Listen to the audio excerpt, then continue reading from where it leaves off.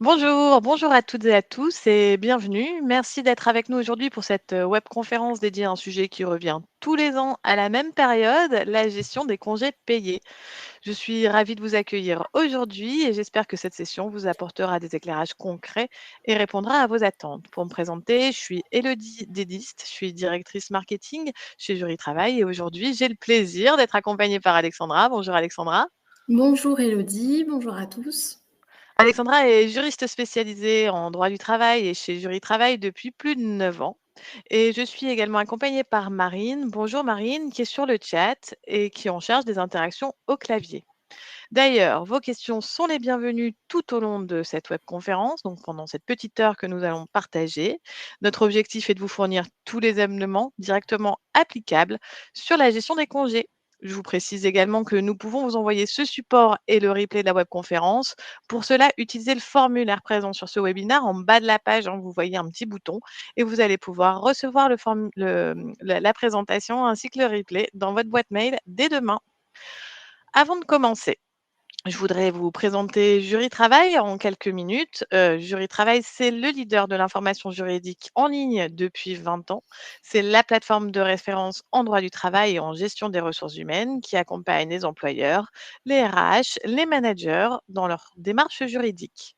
Jury Travail, c'est une équipe de plus de 50 juristes, tous Bac plus 5, qui accompagnent chaque jour nos 3000 clients dans tous les domaines de droit, droit fiscal, droit social, droit des sociétés ou droit des affaires, par exemple. Nous proposons 2 formules d'abonnement que je vous mets, en visu, voilà, donc qui sont adaptées aux besoins de nos clients. Donc il y a 2 formules, une à 50 €, une à 180 €. En fonction de votre abonnement choisi, vous aurez accès à plus ou moins de fonctionnalités, mais dans tous les cas, vous aurez accès à la base documentaire et cette base documentaire, nous allons beaucoup vous en parler pendant cette webconférence puisque, c'est une base documentaire qui a pour objectif de vous accompagner au quotidien en vous proposant des explications simples et des modèles de documents vous évitant les erreurs. Un point important qui est souvent questionné par nos prospects, ce sont les alertes conventions collectives. Dans les abonnements, vous avez accès aux conventions collectives, mais pas seulement, vous avez accès aux alertes conventions collectives qui vont vous prévenir à chaque fois qu'il y a une modification, par exemple une modification de grille de salaire. Je ne vais pas m'étaler beaucoup plus sur les abonnements maintenant, ce n'est pas le sujet, mais en tout cas, si vous avez des questions, ben, n'hésitez pas, Marine va vous mettre le lien si jamais vous voulez vous abonner. Alexandra, nous allons donc commencer sur ce sujet des congés. Chaque année, la gestion des congés payés revient sur le devant de la scène dans les services RH avec son lot de questions pratiques, de délais à respecter, de règles à appliquer et de pièges à éviter. Si les congés payés relèvent du droit du salarié, leur mise en œuvre soulève de nombreuses problématiques pour les employeurs, les calendriers de départ, l'anticipation, le fractionnement, qui est un vrai sujet qui revient souvent. On a beaucoup de questions sur le fractionnement, les reports des congés, l'indemnisation, les obligations d'information, par exemple. Autant d'aspects qui exigent rigueur, organisation et connaissance à jour du droit du travail. Alors avec Alexandra, on a tout fait pour que ce soit plus clair pour vous. Donc notre plan en 7 étapes, l'acquisition des congés, l'ordre des départs, la prise des congés payés, le fractionnement, le calcul de l'indemnité, le report et les sanctions liées à la mauvaise gestion. Pour vous faire gagner du temps et vous éviter certains problèmes, Marine donc, va vous mettre sur le chat des liens vers nos modèles, vers nos actualités, vers nos modèles de lettres ou de contrats, tout l'ensemble de notre base documentaire. Nous sommes persuadés que cela vous fera passer un temps précieux et puis vous évitera les erreurs. Alors, on va commencer. La première partie concerne l'acquisition des congés payés et la première question que j'ai envie de te poser, Alexandra, c'est est-ce que l'employeur est tenu d'accorder des congés payés à tous ses salariés? Alors oui, effectivement, donc peu importe la nature du contrat de travail ou la durée, du travail qui est fixée au contrat, vous devez, accorder des congés payés à tous les salariés dès lors, qu'ils justifient, d'une période de travail effectif au sein de votre entreprise ou, d'une période assimilée à du temps de travail effectif. Donc autrement dit, tous les salariés, qu'ils soient en CDI, en CDD ou même encore en intérim, acquièrent des congés payés et ce, peu importe également qu'il soit à temps plein ou à temps partiel. D'ailleurs, sachez qu'un salarié à temps partiel acquiert le même nombre de jours de congés payés qu'un salarié à temps plein. Ce qu'on peut préciser aussi, c'est que concernant les apprentis, ils ont également droit à des congés payés, au même titre que les autres salariés de l'entreprise. Et par contre, concernant les stagiaires, si vous en avez, il faut savoir que ceux-ci ne bénéficient pas de congés payés comme les autres salariés de l'entreprise.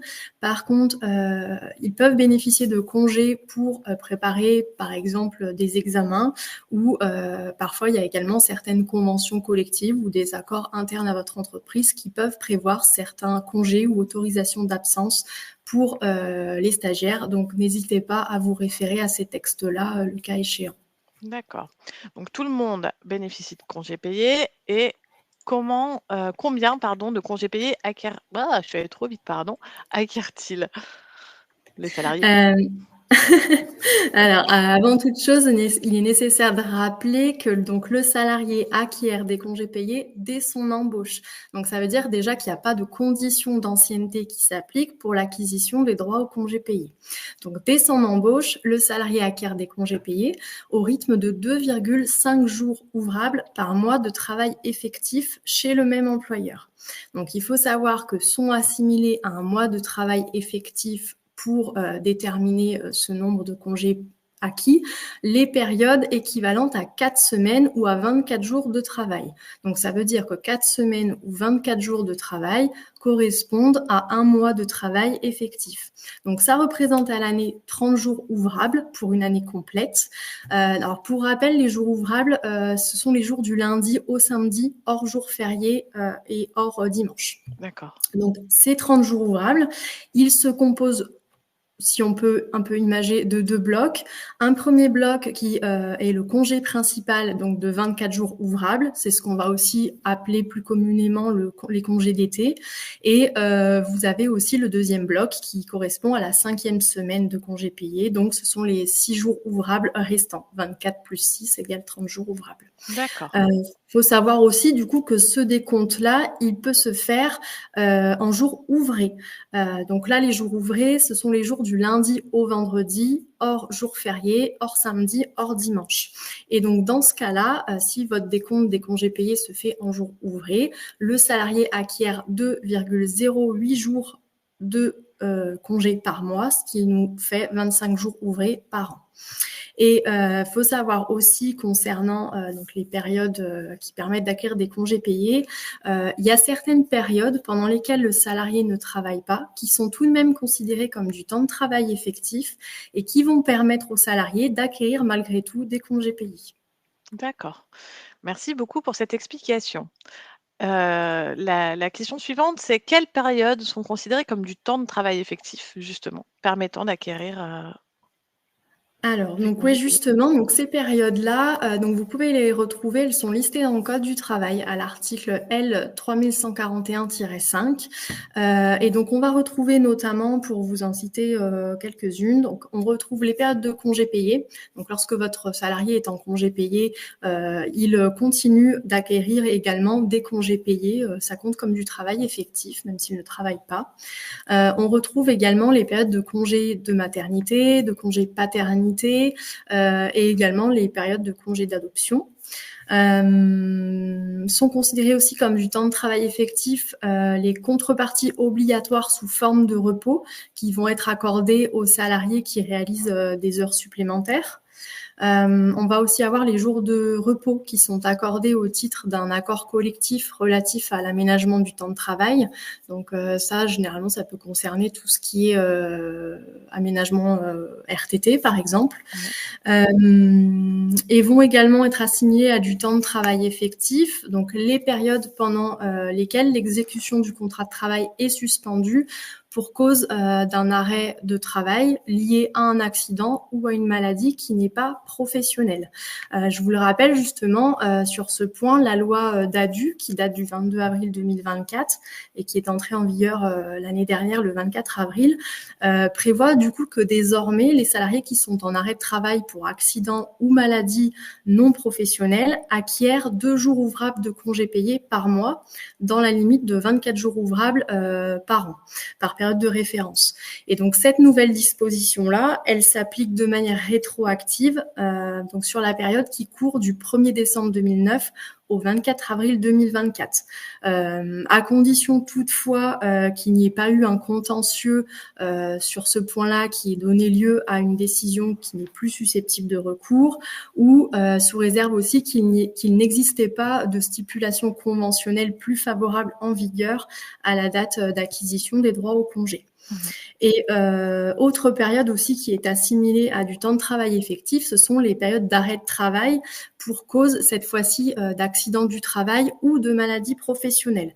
Donc là, ça a toujours été le cas. Le salarié en accident du travail ou en maladie professionnelle acquiert toujours, cette fois-ci, 2,5 jours ouvrables par mois. Donc attention à ne pas confondre avec la maladie et l'accident non professionnel, où là, le salarié acquiert 2 jours ouvrables. Là, en cas d'arrêt maladie professionnelle et accident du travail, c'est bien 2,5 jours ouvrables. Par contre, il y a une précision qu'il faut noter aussi à ce sujet-là, c'est que depuis l'entrée en vigueur de la loi DADU, les salariés en arrêt pour accident du travail et maladie professionnelle acquièrent des congés payés pendant toute la durée de leur arrêt, ce qui n'était pas le cas avant l'entrée en vigueur de cette loi, puisqu'avant, ils pouvaient acquérir des congés payés seulement dans la limite d'une durée d'1 an. Donc, si l'arrêt de travail pour maladie pro ou accident du travail était supérieur à 1 an, au bout d'1 an, ils ne pouvaient plus acquérir de congés payés. Donc là, cette limite d'1 an, elle a été supprimée par la loi DADU. Et par contre, là, cette nouveauté n'est pas rétroactive pour les périodes antérieures au 24 avril 2024. D'accord. D'ailleurs, par rapport à cette loi DADU, on avait fait l'année dernière une webconférence dédiée à ce sujet et Alexandra a expliqué clairement les différentes notions de date, de période sur lesquelles ça s'appliquait, etc. Je vous invite à aller voir sur notre page YouTube cette vidéo si jamais vous avez des questions. Vous retrouverez aussi l'ensemble des règles sur notre site, que ce soit dans nos dossiers ou sur nos actualités. C'est sûr que cette loi DADU a quand même pas mal chamboulé l'année dernière le quotidien et le calcul de congés payés. La question suivante, c'est quelle est la période d'acquisition de ces congés payés? Comment ça marche? Alors déjà, je vais me permettre de faire un petit rappel sur qu'est-ce que c'est que la période d'acquisition des congés payés, parce que parfois c'est pas toujours très clair et on a tendance à confondre aussi avec la période de prise des congés payés et ce sont 2 choses différentes. Donc la période d'acquisition, c'est ce qu'on appelle aussi la période de référence. Donc en fait, c'est tout simplement la période pendant laquelle les salariés, en contrepartie du travail effectif qu'ils réalisent dans votre entreprise, cumulent des congés payés, tout simplement. Donc cette période de référence, elle est fixée soit par un accord d'entreprise ou d'établissement, ou à défaut par une convention collective ou un accord de branche. Donc généralement, les accords fixent une période de référence qui court du 1er juin de l'année N au 31 mai de l'année N+1, donc de l'année suivante, ou soit du 1er janvier au 31 décembre de la même année, quoi, comme une année civile. D'accord. Et à défaut d'accord, parce que parfois il n'y a pas d'accord, dans ce cas-là, c'est le code du travail qui fixe cette période d'acquisition, cette période de référence, et elle débute au 1er juin de chaque année et prend fin au 31 mai de l'année suivante. Et il y a une petite particularité en ce qui concerne les professions qui sont pour lesquelles l'entreprise est tenue de s'affilier à une caisse de congé. Dans ce cas-là, le point de départ de l'année de référence est fixé au 1er avril et s'étend jusqu'au 31 mars de l'année suivante. C'est une petite particularité. C'est noté. Alors, je pense que c'est assez clair sur l'acquisition des congés payés. Donc, je propose de passer au deuxième point, c'est l'ordre des départs en congé. Alors, pardon, je voulais vous parler du dossier. On a un dossier juridique sur notre site qui explique vraiment tout sur la gestion des congés payés et des RTT.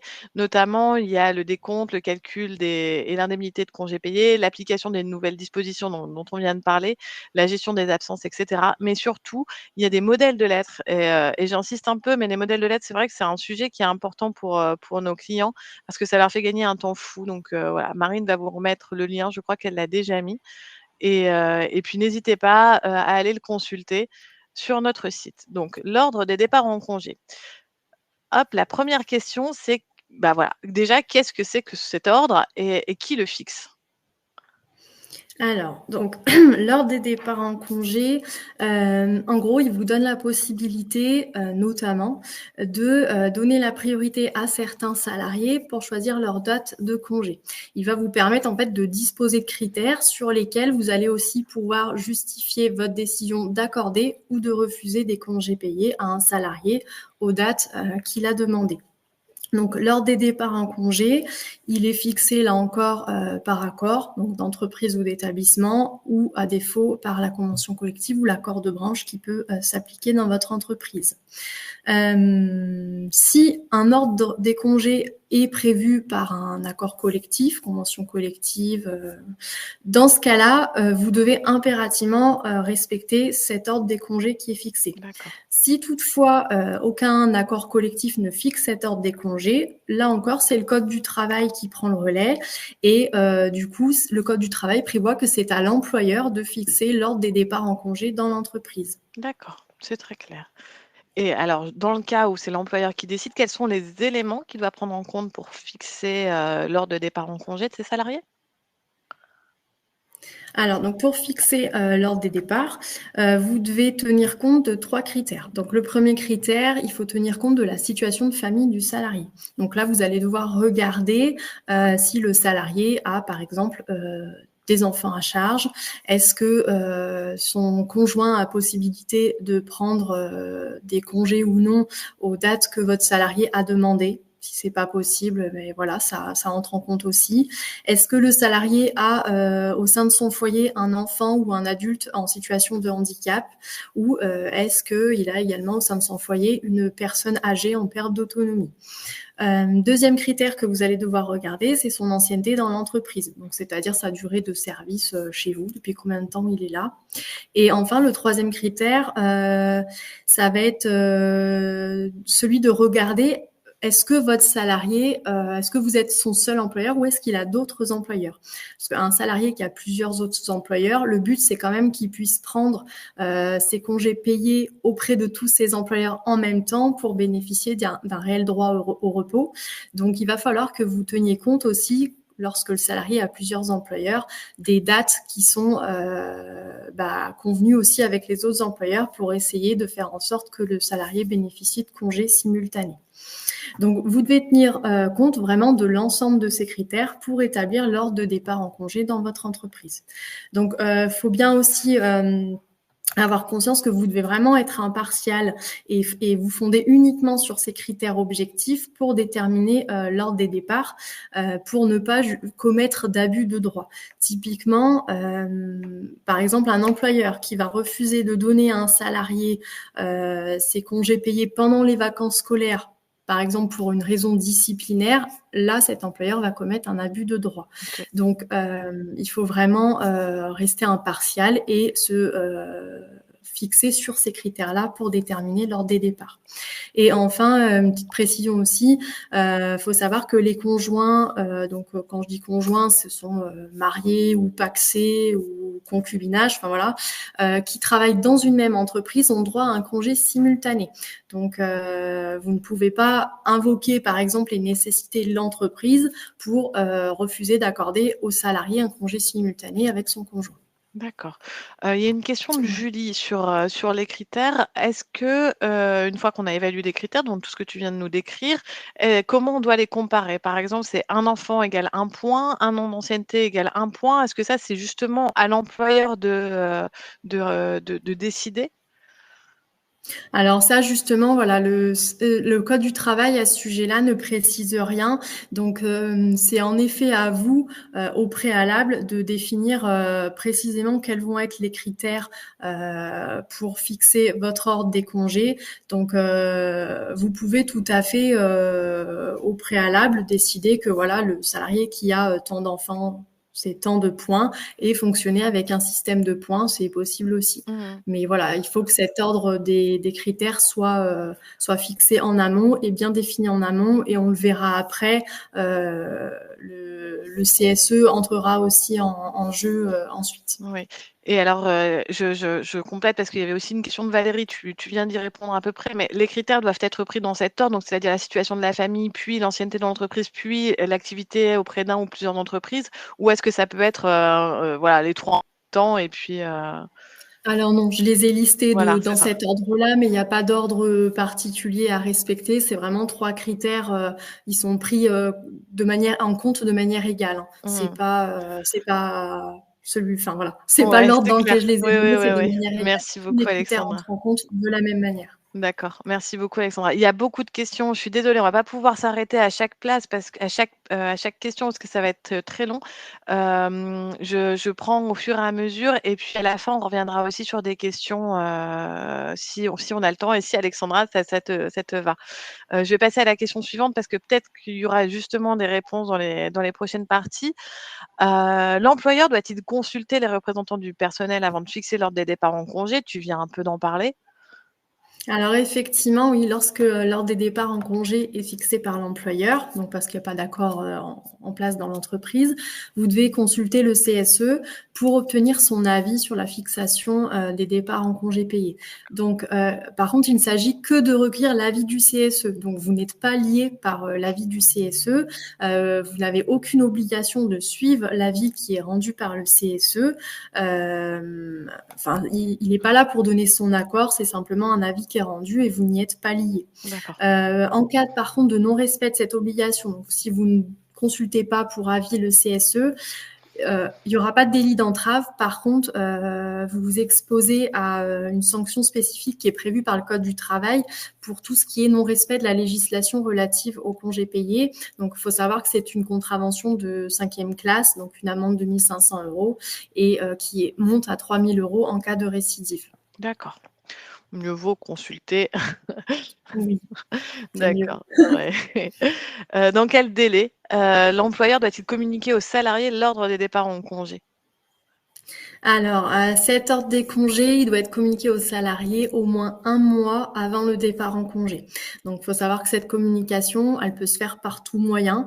Alors, l'affichage n'est plus obligatoire, mais il reste quand même le moyen de communication, un moyen de communication qui est assez efficace, où ça vous permet de diffuser plus largement votre information auprès des collaborateurs. Mmh. Mais vous pouvez tout à fait aussi utiliser une note de service ou l'intranet de l'entreprise si vous en avez un. Voilà. Oui. Très clair. Olivia, je me permets de réagir à votre question. On va en parler, hein, tout à l'heure sur la prise de congé, le nombre de jours minimum et cetera. Sur les fractionnements aussi, il y aura un sujet. L'employeur peut-il modifier l'ordre de départ une fois que celui-ci a été fixé? Alors, effectivement, oui, une fois que l'ordre des départs en congé est établi, vous avez la possibilité de le modifier dans un certain délai. Donc, le délai à respecter pour modifier cet ordre de départ en congé, il est là encore fixé par accord collectif ou convention ou accord de branche. S'il n'y a pas d'accord qui prévoit ce délai, dans ce cas-là, le Code du travail prévoit que l'ordre des départs en congé ne peut pas être modifié moins de 1 mois avant la date de départ prévue, sauf si vous justifiez de circonstances exceptionnelles. Effectivement, seules des circonstances exceptionnelles peuvent vous permettre de modifier l'ordre des départs en congé moins d'1 mois avant la date de départ prévue.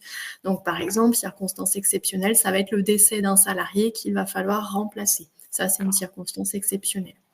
Attention toutefois, car vous devez être en mesure de justifier qu'il y a bien des circonstances exceptionnelles. En l'absence de circonstances exceptionnelles, une fois que ce délai de 1 mois est dépassé, vous ne pouvez plus modifier l'ordre des départs en congé, ni même d'ailleurs les dates de départ en congé, à moins que vous ne disposiez évidemment de l'accord express du salarié.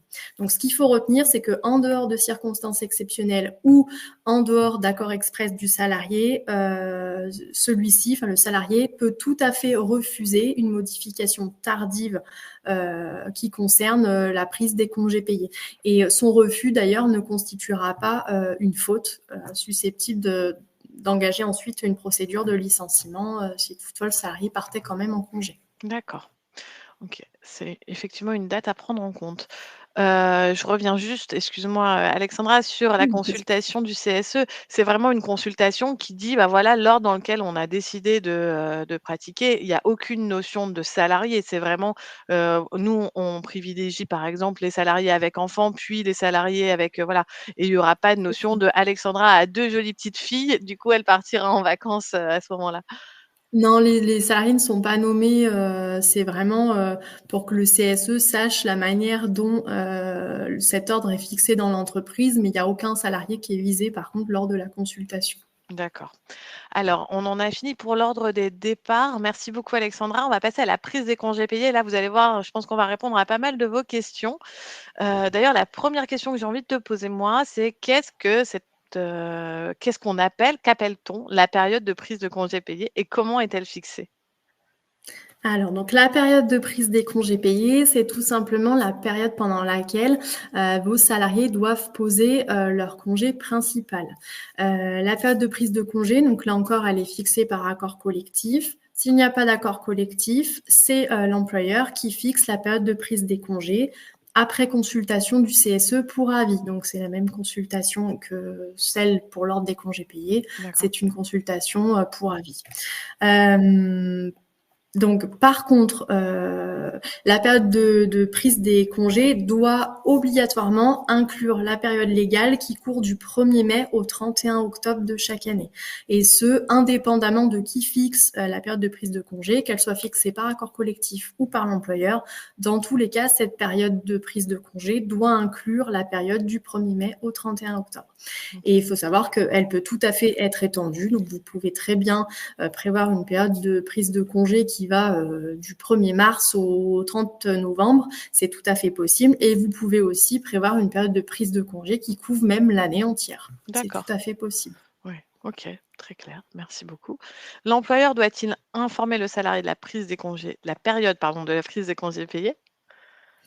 Alors oui, effectivement, il faut bien porter la période de prise des congés payés à la connaissance du personnel, et ceci au moins 2 mois avant l'ouverture de la période de prise des congés.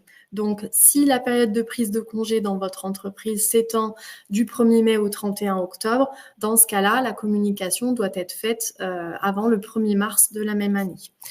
Il est possible de communiquer les dates de la période de prise de congé par voie d'affichage, mais là encore, l'affichage n'est pas obligatoire, donc une note d'information peut aussi être transmise, par exemple avec les bulletins de paye du mois de février, par exemple.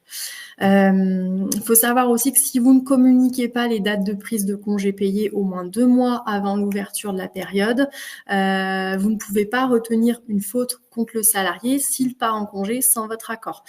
Vous ne pouvez pas imposer la période de prise des congés payés sans respecter ce délai de prévenance.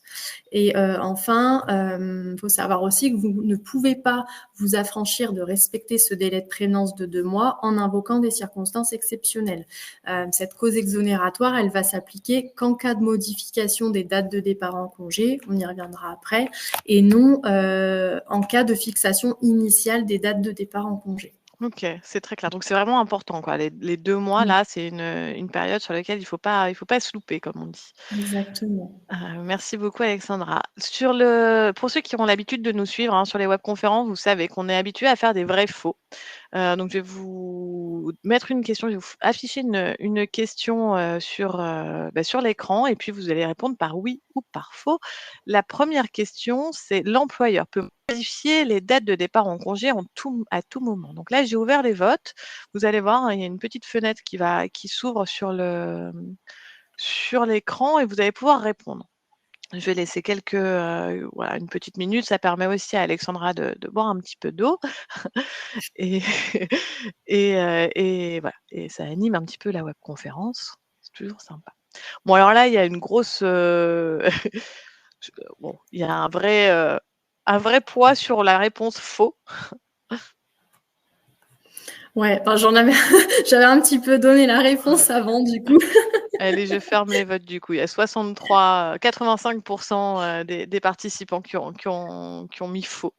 Donc Alors effectivement. oui, donc oui, c'est faux. Donc vous avez effectivement la possibilité de modifier les dates de départ en congé payé, mais pas à n'importe quel moment. Donc, c'est ce que je vous expliquais un peu jusque-là. Un accord d'entreprise ou une convention, un accord de branche peut fixer le délai à respecter pour modifier les dates de départ en congé, la période de prise de congé. Mais s'il n'y a pas d'accord, vous ne pouvez modifier les congés, les dates de congé du salarié après lui avoir accordé moins. Je raconte n'importe quoi. S'il n'y a pas d'accord, s'il n'y a pas d'accord, vous ne pouvez modifier les dates de congé du salarié après lui avoir accordé moins d'un mois avant la date de départ prévue, Voilà. sauf si là encore vous justifiez de circonstances exceptionnelles. Ouais, ou si lui-même est d'accord. Donc, C'est ça. si on résume, vas-y, on la refait. Donc, Donc, si on résume, vous pouvez modifier les dates de départ en congé du salarié. Un accord collectif peut du coup fixer ce délai que vous devez respecter pour modifier les dates de départ. Et s'il n'y a pas d'accord, dans ce cas-là, vous ne pouvez pas modifier les dates de départ en congé moins d'un mois avant la date de départ prévue, sauf si vous avez des circonstances exceptionnelles justifiées. ok, très clair. Merci beaucoup, Alexandra. La question suivante, c'est sur l'employeur. Est-ce qu'il peut justement refuser d'accorder des congés payés par anticipation? Alors, donc, faut savoir qu'avant 2017, le salarié, donc, qui venait d'arriver dans la boîte, généralement, il devait attendre la fin de la période d'acquisition des congés, donc généralement fixée au 31 mai, pour pouvoir prendre des congés payés. Donc, l'anticipation, en fait, elle existait, mais elle correspondait à une facilité qui était accordée ou non par l'employeur. Mais généralement, voilà, la première année, les salariés ne posaient pas systématiquement des semaines de congés. Il y a eu la loi El Khomri en 2017 et donc cette loi a prévu que le salarié nouvellement arrivé dans l'entreprise peut poser des congés payés qu'il a acquis par anticipation, c'est-à-dire en fait avant la fin de la période d'acquisition. Donc en fait voilà, ce terme d'anticipation, faut savoir que le salarié a bien acquis les congés, c'est simplement on parle d'anticipation parce qu'il va les poser avant la fin de la période d'acquisition. Donc ça, maintenant, c'est possible, mais vous êtes en droit de refuser sa demande de congé payé par anticipation. Par contre, vous ne pouvez pas fonder votre refus au motif de l'anticipation.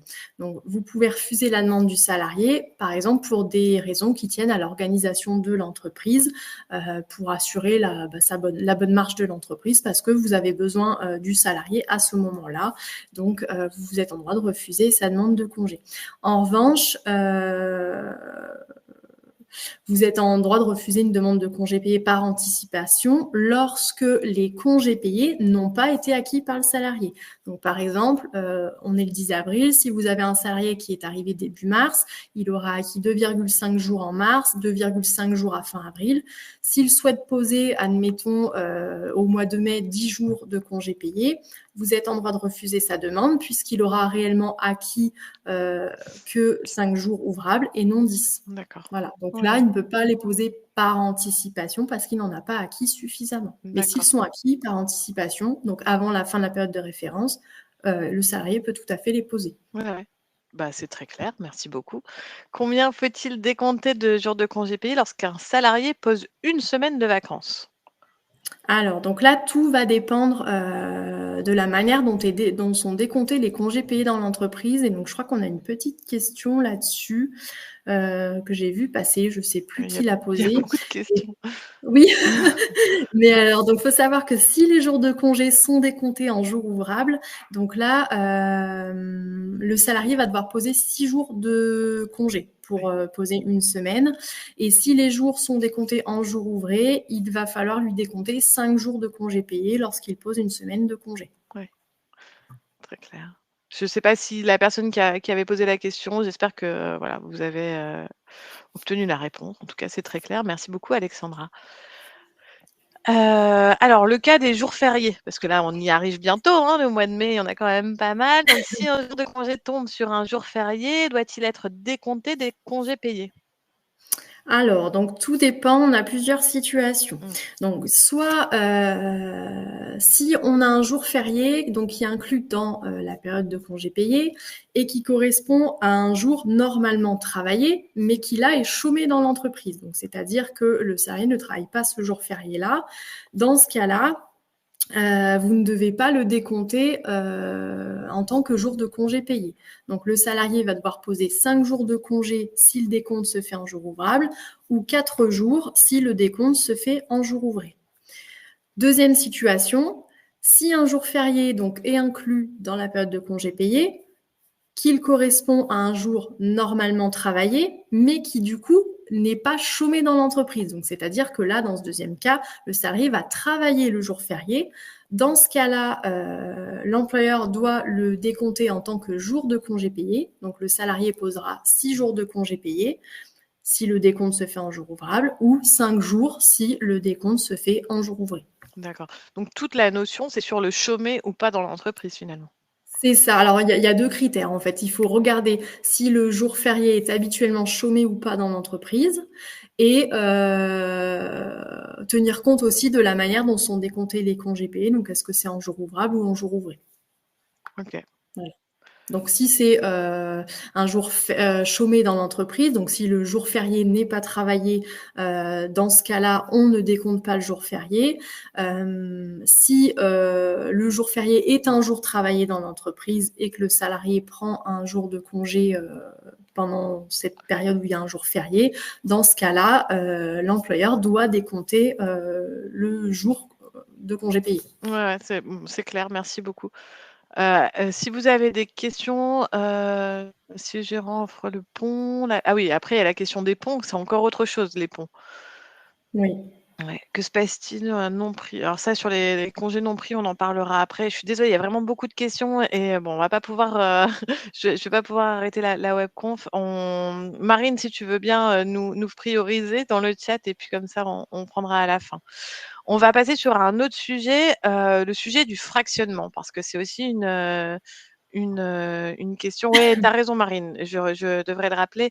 Vous voyez en bas de page, vous avez un petit onglet questions. Vous pouvez, poser la question et c'est notamment, intéressant dans des cas personnels parce que là, j'ai vu qu'il y avait une personne qui disait: «Moi, j'ai un cas un peu spécifique».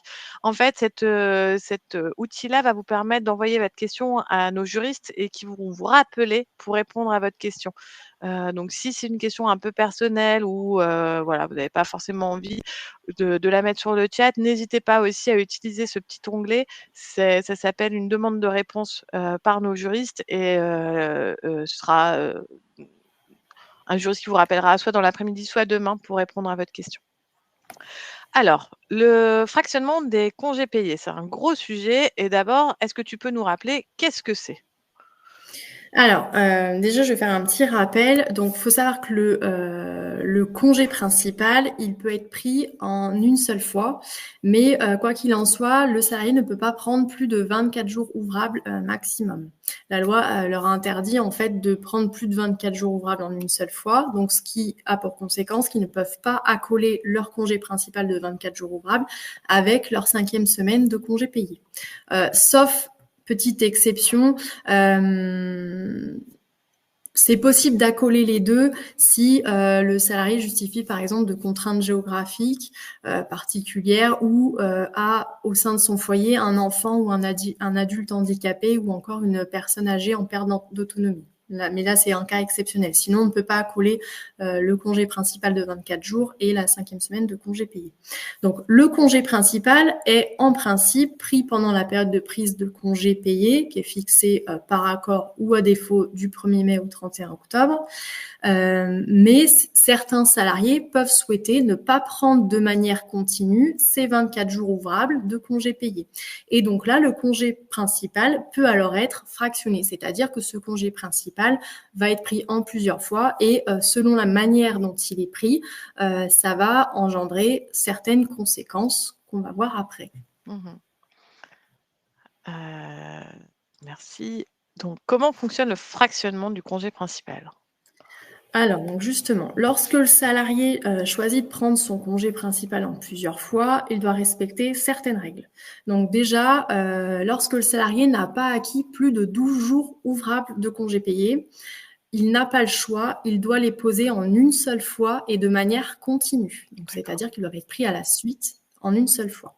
Si le salarié a acquis plus de 12 jours ouvrables, mais qu'il souhaite les prendre en plusieurs fois, dans ce cas-là, il doit obligatoirement prendre au moins 12 jours ouvrables continus, compris entre 2 jours de repos hebdomadaires. Donc, c'est précis.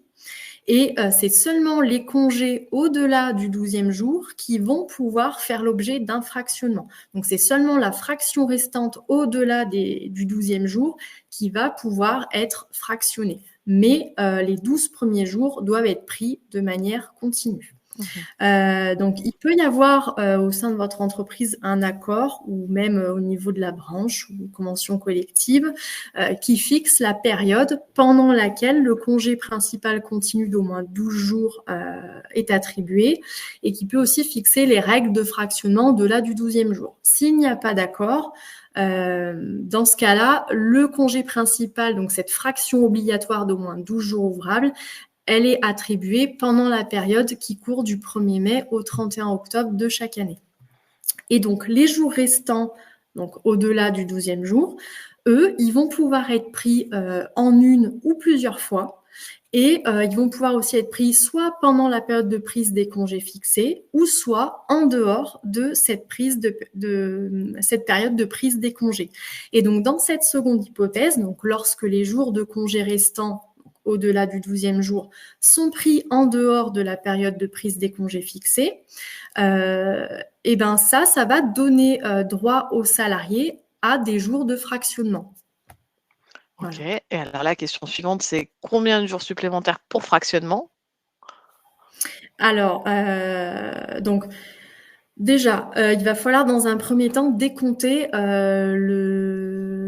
il va falloir pouvoir décompter le nombre de jours de congés supplémentaires pour fractionnement à accorder aux salariés. Donc, pour trouver ce nombre de jours de congés pour fractionnement à accorder, vous devez dans un premier temps calculer la différence entre la durée maximale légale du congé principal, donc 24 jours, et celle du congé réellement pris par le salarié au cours de la période de prise des congés qui a été fixée.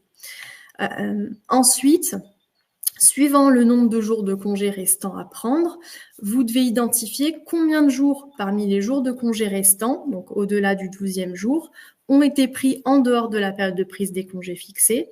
Et en fonction du nombre, vous allez pouvoir ensuite déterminer le nombre de jours de congés pour fractionnement à accorder. Donc, il faut savoir justement qu'on peut fixer les règles de fractionnement du congé au-delà du 12e jour, notamment le nombre de jours de congés supplémentaires pour fractionnement qui peuvent être accordés. Donc ça peut être fixé par un accord. S'il n'y a pas d'accord, vous devez accorder aux salariés 2 jours ouvrables de congés supplémentaires lorsque le nombre de jours de congés pris en dehors de la période de prise des congés est au moins égal à 6. Et vous devez accorder 1 jour ouvrable de congés supplémentaires lorsque le nombre de jours de congés pris en dehors de la période de prise des congés est compris entre 3 et 5. Alors, il va falloir un exemple. Ouais. Je vais en donner un. S'il te plaît. Pour exemple, vous avez un salarié donc, qui a pris, par exemple, 19 jours ouvrables de congés en août. D'accord. Il va également prendre 5 jours ouvrables en décembre et 6 jours ouvrables en avril au titre de sa 5e semaine de congés payés. Et bien là, dans ce cas-là, il va avoir droit à 1 jour de congé supplémentaire au titre de la semaine qu'il aura pris au mois de décembre. Voilà. Ok, ouais, c'est très clair. Et par ailleurs aussi, il faut savoir que pour ce qui concerne les salariés nouvellement embauchés en cours d'année, vous devez également leur accorder des jours supplémentaires pour fractionnement si ils prennent une partie de leur congé principal en dehors de la période de prise des congés qui a été fixée. Et vous devez aussi accorder des jours de fractionnement aux salariés si toutefois la fermeture de l'entreprise intervient en dehors de la période de prise des congés fixés et que ça entraîne du coup un fractionnement du congé principal. Ouais, Voilà. c'est quand même un gros sujet. Alors Marine vous a mis notre actualité, hein, qu'on Le a rédigée fractionnement, c'est sur le fractionnement. C'est vrai que c'est pas simple à compter, et c'est pas simple à gérer non plus niveau management. Quand on me pose des jours de fractionnement que j'avais pas prévus dans le calendrier, c'est vrai que c'est pas toujours simple. Déjà, on comprend pas bien pourquoi. Donc merci beaucoup, Alexandra, de nous avoir, bien tout réexpliqué. J'espère aussi que c'est plus clair pour vous. L'employeur peut-il imposer aux salariés le fractionnement de son congé principal? Alors donc oui, alors ça dépend. Lorsque le salarié dispose d'un congé principal, donc qui est d'une durée supérieure à 12 jours ouvrables, donc lorsqu'il a bien acquis au moins 12 jours ouvrables, dans ce cas-là, vous pouvez effectivement lui demander de fractionner celui-ci. Par contre, le salarié doit donner son accord et il est tout à fait en droit de refuser votre demande de fractionnement, sauf si le congé principal a lieu pendant la période de fermeture annuelle de l'établissement. Mais par contre, pensez bien à vérifier les dispositions qui peuvent être prévues par un éventuel accord, parce que cet accord peut tout à fait fixer des règles spécifiques en matière de fractionnement du congé au-delà du 12e jour. Donc, OK. vérifiez bien les accords qui peuvent être en vigueur dans l'entreprise. OK. Bah, ouais, on va vérifier ça. J'ai prévu un nouveau vrai faux, sur, justement, l'employeur peut demander à un salarié de renoncer aux jours supplémentaires de fractionnement, donc je le lance tout de suite. Ouvrir les votes. Voilà, normalement vous voyez la popine qui s'affiche. Et voilà, vous pouvez répondre et ça y est, ça marche, vous êtes en train de répondre.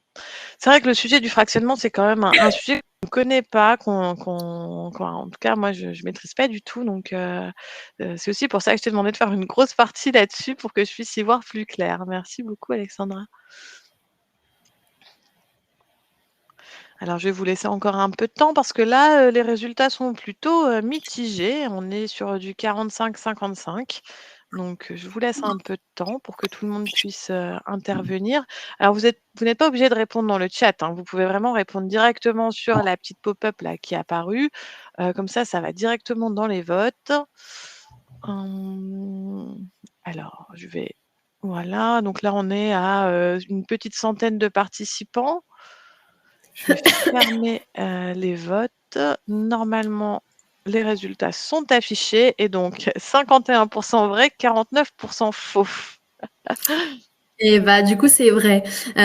Donc, vous pouvez en effet demander à un salarié de renoncer à ses jours de congé pour fractionnement. Et ce, peu importe que la demande de fractionnement des congés émane de vous ou du salarié. Par contre, si vous demandez au salarié de renoncer à ses jours de fractionnement, vous devez obtenir son accord. Et faut savoir aussi que c'est à vous de prouver que vous avez bien obtenu l'accord pour la renonciation au congé, donc l'accord du salarié. Si vous n'êtes pas en mesure de prouver cette renonciation, vous êtes susceptible de devoir payer au salarié les jours de congé supplémentaires pour fractionnement dont il aurait pu bénéficier. Okay. Par exemple, il y a eu un arrêt de la Cour de cassation il y a quelques années où la Cour de cassation a estimé que le fait qu'un salarié n'ait pas demandé ses jours de congé supplémentaires pour fractionnement pendant 21 ans ne prouvait pas qu'il y avait renoncé. Donc cet employeur a été condamné à payer les jours de fractionnement du salarié, alors en tenant compte des délais de prescription aussi, mais il a été condamné à payer les jours de fractionnement que le salarié n'avait pas pris. Pendant Donc, 21 ans? Ouh là là! alors après, il y avait les délais de Oui, prescription qui oui. s'appliquaient, mais ça représentait un certain nombre Bah, et le j'imagine, ouais. salarié n'avait jamais refusé, n'avait jamais explicitement dit qu'il renonçait à ses jours pour fractionnement. Et la Cour de cassation a considéré que comme il n'avait pas donné son accord, ben, les jours étaient dus. Eh oui. Donc, il faut bien voilà, que la renonciation soit expresse et individuelle. Et à Avoir la un limite, écrit, en fait. vraiment Ouais. obtenir cette renonciation par écrit, c'est impératif pour éviter toute contestation ensuite. Mmh. Et, euh, et, euh, et voilà. Il faut savoir aussi qu'il peut y avoir il ne peut pas y avoir une renonciation de droit au congé supplémentaire pour Pour fractionnement, pardon, cette renonciation, elle ne peut pas être de droit. Donc le salarié ne peut pas refuser non plus par avance en signant par exemple une clause dans son contrat de travail ou un avenant à ce dernier pour dire qu'il refuse, qu'il renonce à ses jours de fractionnement. Ce n'est Ouais. pas possible de le prévoir avant, c'est interdit. D'accord. Voilà. L'employeur peut-il fractionner cette fameuse 5e semaine de congé? Alors, donc là, en ce qui concerne la 5e semaine, le code du travail n'encadre pas le fractionnement de la 5e semaine de congé. La seule chose qui est précisée, c'est que la 5e semaine ne doit pas être accolée au congé principal, comme je vous le disais tout à l'heure. Et donc, sous cette réserve, vous pouvez tout à fait fixer la date de la 5e semaine en fonction des impératifs de votre entreprise. Et vous pouvez aussi fractionner cette 5e semaine de congé payé sans avoir à obtenir l'accord du salarié.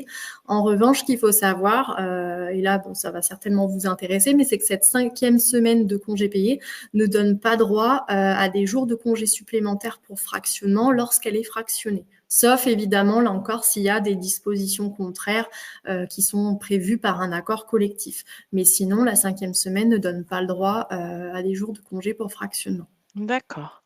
L'accord de l'employeur est-il nécessaire lorsque le salarié souhaite fractionner ses congés payés?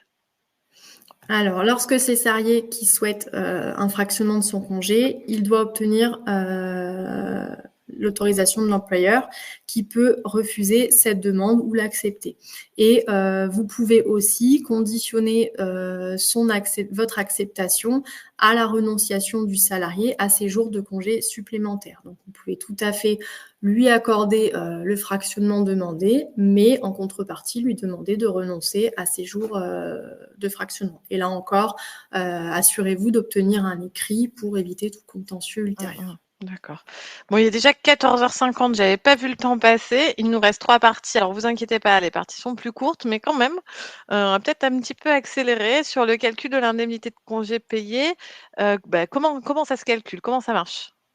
Alors, donc, oui, justement, donc, lorsque le salarié est en congé, donc, il ne perçoit pas de salaire, mais en contrepartie, il a une indemnité de congé payé. L'indemnité de congé payé, donc, elle est due, en fait, pour rémunérer les jours de congé qui sont pris par le salarié et elle est calculée par comparaison entre 2 modes de calcul. Et donc là, donc, on va voir ces modes de calcul. Vous devez retenir le plus avantageux pour le salarié. Donc, soit vous partez sur la règle du maintien du salaire.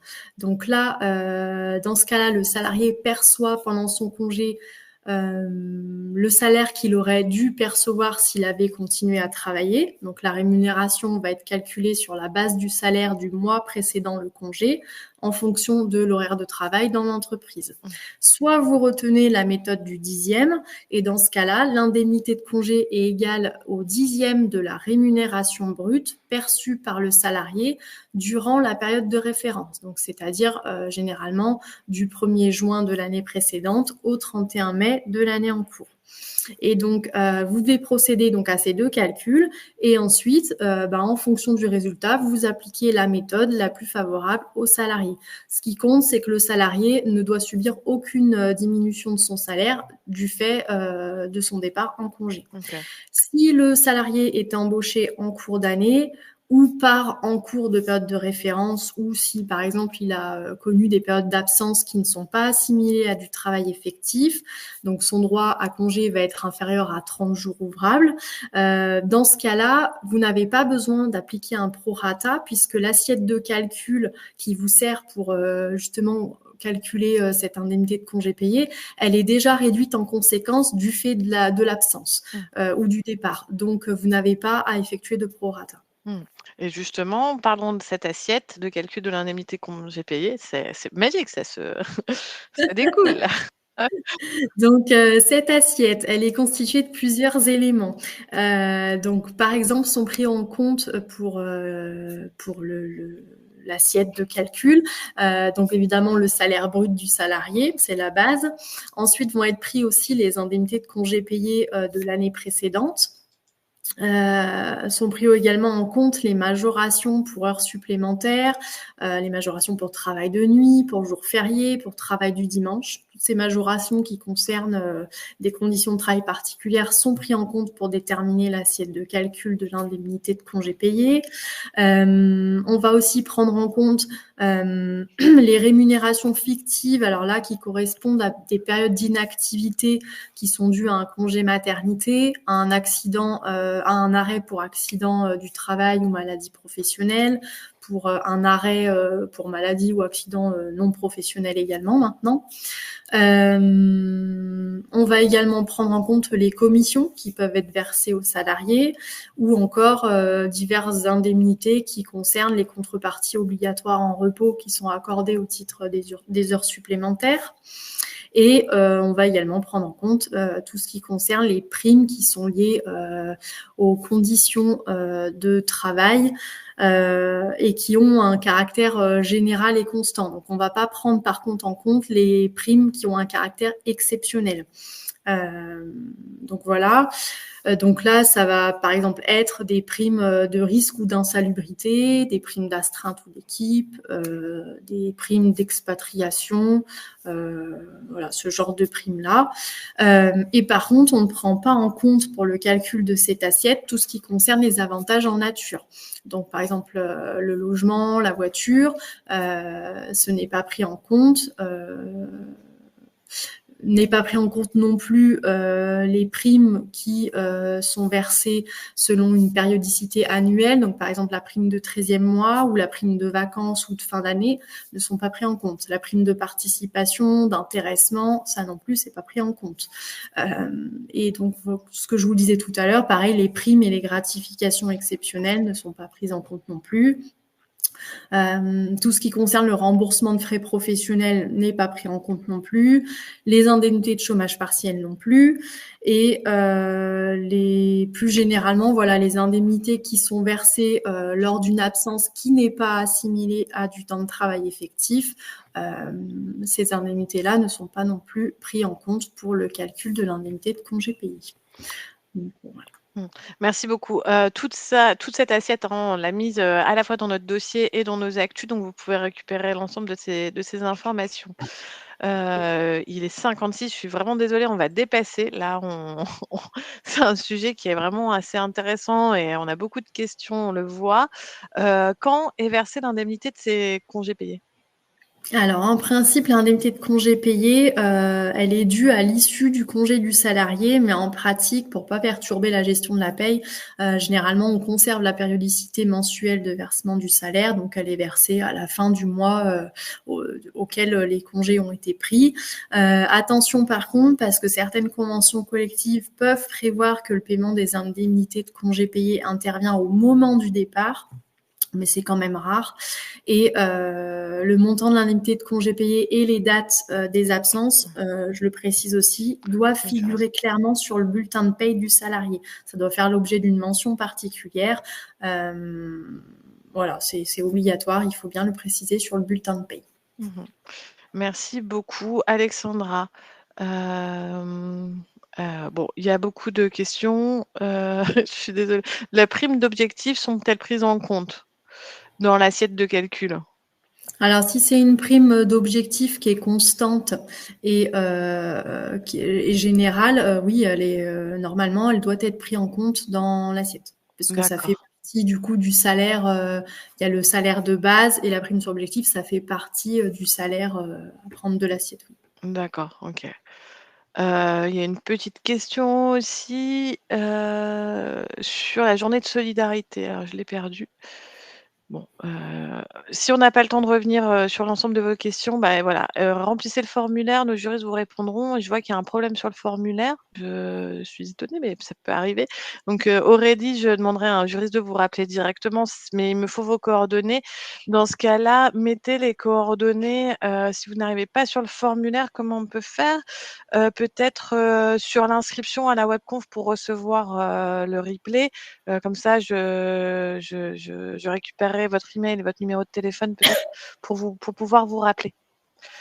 L'avant-dernière partie sur le report des congés payés non pris. Alors, on avait déjà des questions sur ce sujet dès les premières minutes de la webconférence. Donc, le report des congés payés d'une année sur l'autre est-il possible? Alors oui, le report est possible.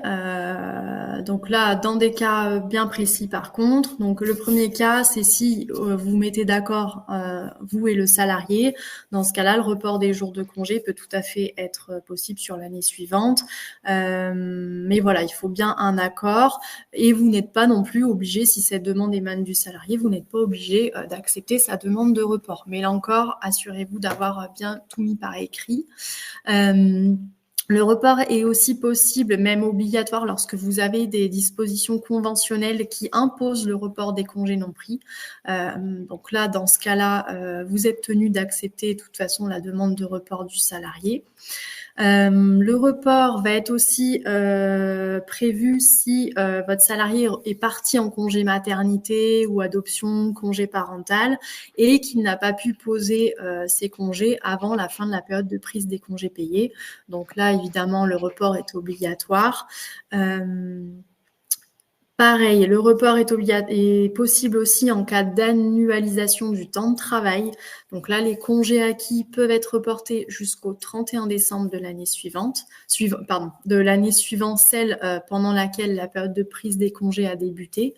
Donc si votre période de prise de congé termine au 31 mai, vous pouvez étaler cette période au 31 décembre pour que le salarié puisse les reporter jusqu'au 31 décembre. Et enfin, aussi évidemment, le gros cas qui suscite des questions désormais, le report est possible en cas d'arrêt de travail pour maladie ou accident, peu importe l'origine professionnelle ou non. Donc là, le salarié qui a été dans l'impossibilité du fait de son arrêt de prendre tout ou partie de ses congés au cours de la période de prise des congés, il bénéficie d'une période de report de 15 mois pour pouvoir les utiliser. Alors cette période, elle peut être supérieure à 15 mois s'il y a un accord d'entreprise, d'établissement ou une convention qui le prévoit, sinon c'est 15 mois. Et voilà, concernant justement les modalités d'application de cette période de report de 15 mois, on a justement, comme disait Elodie tout à l'heure, notre dossier qui est dédié à la gestion des arrêts maladie et des congés payés. Et il y a aussi la webconférence qu'avait fait Gwenaëlle l'année dernière sur ce sujet-là, qui est vraiment très, très complète. Et je ne détaillerai pas là parce que on est reparti pour une heure de webconférence. Voilà, pour répondre à Anicette, Marine vous a mis les liens. Il y a la webconférence que vous pouvez retrouver sur YouTube ou sur notre site. Effectivement, dans le cas d'un arrêt maladie, dorénavant, ça se reporte. En quoi consiste l'obligation d'information de l'employeur après un arrêt de travail? Bon, on continue sur ce sujet. Ouais, je voulais quand même préciser ça parce que c'est important. Depuis le 24 avril 2024, justement, avec l'entrée en vigueur de la loi DADU, donc vous devez respecter une nouvelle obligation d'information quant au congé payé du salarié qui revient d'arrêt de travail pour maladie ou accident. Donc, au terme d'une période d'arrêt de travail pour cause de maladie ou d'accident, peu importe le caractère professionnel ou non, vous devez porter à la connaissance du salarié certaines informations. Donc, ces informations, ce sont le nombre de jours de congé dont dispose le salarié à son retour d'arrêt et la date jusqu'à laquelle ces jours de congé peuvent être pris. Donc cette information, elle est vraiment importante puisqu'en fait, elle va constituer le point de départ de la période de report des congés payés des salariés qui ont été dans l'impossibilité de prendre tout ou partie des congés payés acquis en raison de leur arrêt de travail. Et donc cette information aux salariés, elle doit être faite dans le mois qui suit la reprise du travail.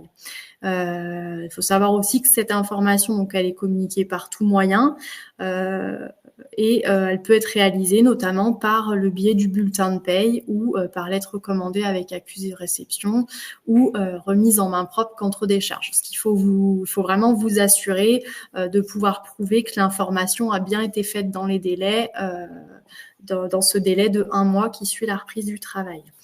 Et dernière petite précision, donc la loi ne précise pas la durée minimale d'arrêt après laquelle naît cette obligation d'information.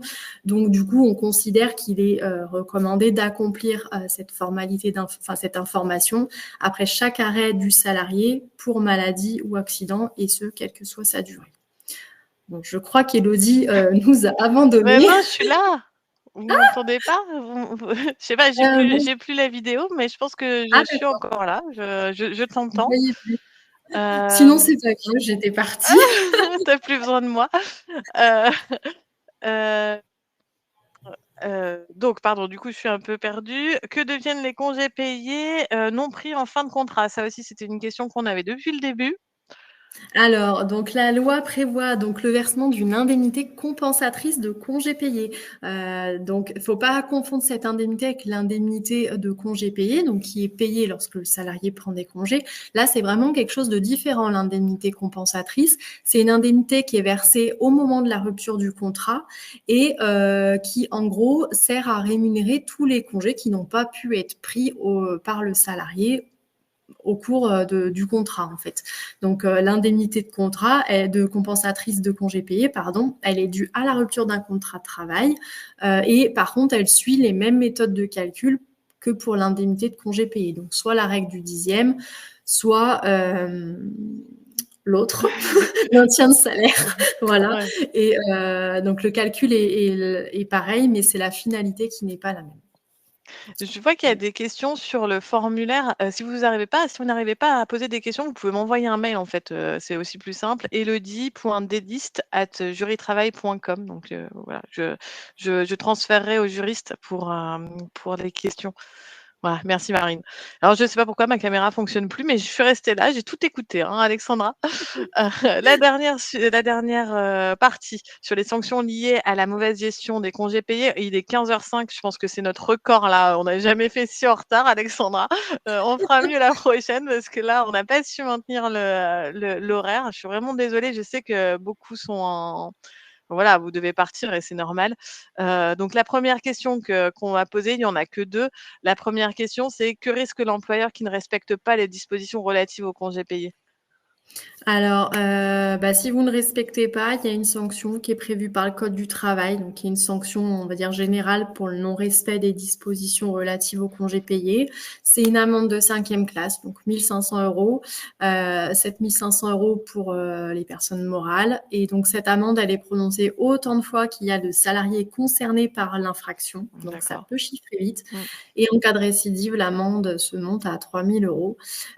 Et il faut savoir aussi que vos salariés peuvent évidemment saisir le conseil de prud'homme pour obtenir des dommages et intérêts lorsque vous n'avez pas mis en place un système de congés payés qui leur permette d'exercer leur droit au repos.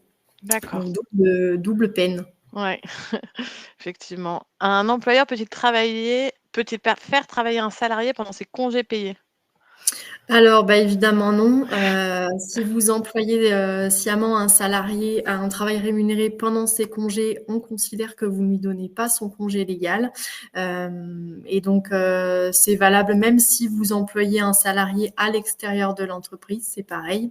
Là, le salarié est tout à fait en droit de refuser de travailler si vous lui demandez de le faire pendant ses congés et ce ne sera pas considéré comme de l'insubordination ou une faute.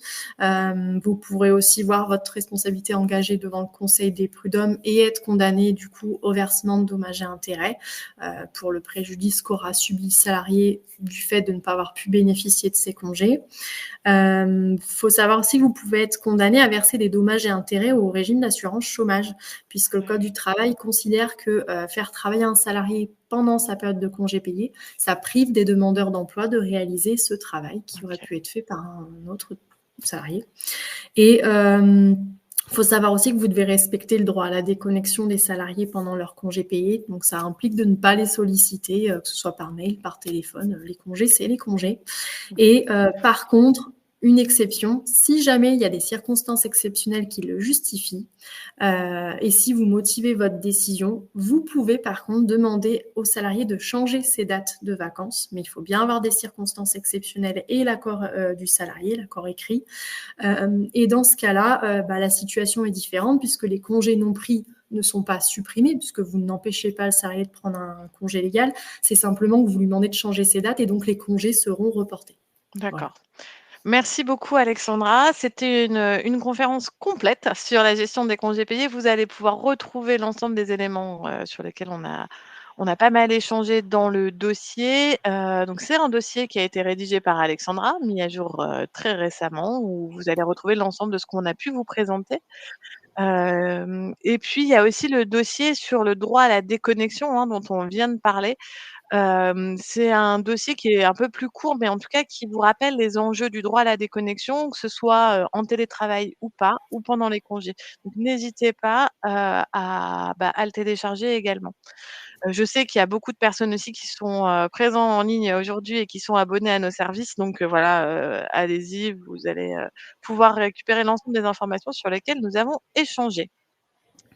Hem Des questions, donc on en a parlé, vous pouvez poser vos questions. Marine vous a mis le lien. Vous recevrez aussi, si vous vous êtes inscrit, le replay plus la présentation. Pour les prochaines webconférences, qu'on va organiser, on fera un petit résumé, une fiche pratique en fait, des différents points qu'on a abordés. C'est quelque chose qui est demandé, très très souvent et donc on a décidé de le faire pour les prochaines webconférences. On n'a pas eu le temps de le faire pour cette webconf-ci, mais voilà, ça sera, dans les innovations prochaines. D'ailleurs, les prochaines webconférences, quelles sont-ils? Le 24 avril, embaucher un salarié étranger, ce sera avec Kevin et le 13 mai, le DUERP et là, Marine, vous a mis, le lien, voilà.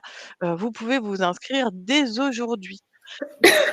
Merci à tous d'être venus. Si cette webconférence vous a plu, Marine vous a mis un petit lien pour nous laisser un avis. Je sais que Webikeo permet aussi une notation.